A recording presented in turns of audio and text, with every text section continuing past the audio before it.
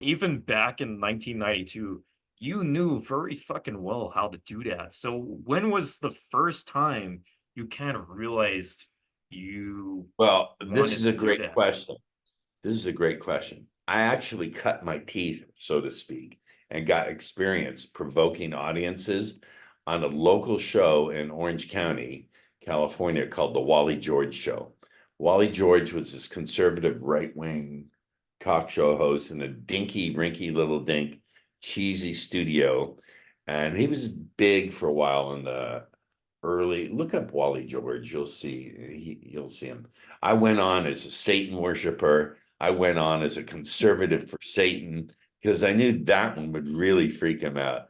I said, yes, I'm a conservative for Satan. I believe in conservative values like violence, revenge, all the things that our sweet Lord Satan. And we were debating about prayer in the classroom. That was a big issue back then. I said, I believe in prayer in the classroom. Prior to this, we had to sneak in the back door through sex, drugs, rock and roll. Now, thanks to you and people like you, we'll march them right in the schoolhouse gate, and soon little children, will be singing the praises of our sweet Satan in the classroom, and the audience just went ballistic. So I learned to do it back then, just for fun, just for shits and giggles. Then when the book came out, I jumped on the show and claimed I was the world's greatest stud and just infuriated him, got thrown off the show. The feminists have threatened to kill me because of what I'm revealing in my book. That's why I wear this mask. Hey, he has this stupid book out, How to Get the Women You Desire into Bed. You know what I bet? If he took the mask out, he couldn't even get a girl into the same room with him. Well, you know that's nonsense, Wally, because you've taken many an occasion. Oh. Don't get filthy, you stupid pervert. Now, you think you are some expert on women to write this book? Is that what you think? That's correct. Oh.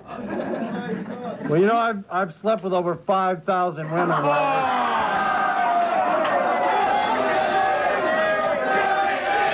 In fact, I see a few of them here in the audience tonight. There are a few of them out here tonight. Well, obviously, the techniques is not modesty. Believe me. Hey, that's all he did. That's all he did was sleep, believe me. The kid Geritol is saying that I sleep? You claim if men read this idiotic book of yours that they can conquer any woman they choose. Oh, come on. Well, 9 out of 10, 1 out of 10 is going to slip through their fingers. You guarantee success for men reading this book? If they use the techniques in this book, they will dramatically increase their odds. Yes, I guarantee it. From looking through this raunchy book of yours, I can see that you have a very low regard for women in general. You treat them like pieces of meat, like tramps. You have no regard for women, do you? Well...